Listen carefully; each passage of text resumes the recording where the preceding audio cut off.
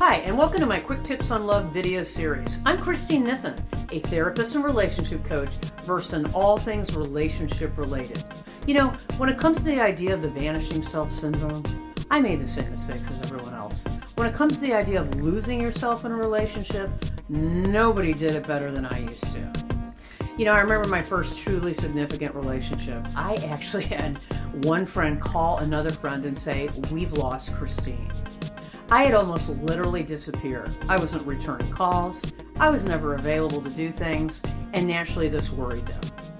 But when you don't feel lovable and love finally seems to present itself, it can be intoxicating, to the point that you are blinded. You forget about you, and the relationship becomes all-consuming.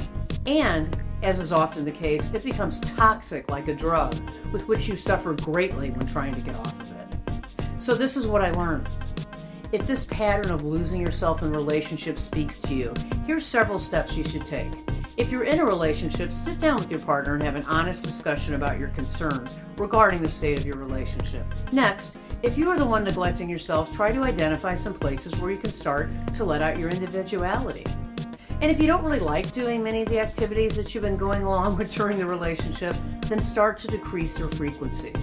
Making the change will require good communication between the two of you to help this process transition more smoothly.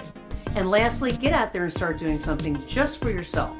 Take up a new interest or hobby. But you may also need professional help to navigate this difficult shift back to equilibrium.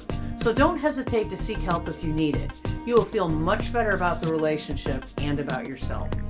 You know, if you can relate to what you heard, then I encourage you to check out my book, The Art of Relating, A Primer for Love. Here you will find detailed steps to address all the matters discussed in the Quick Tips on Love video series.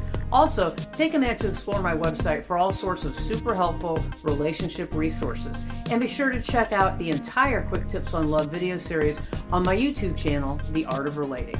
Hey, I'll see you next time.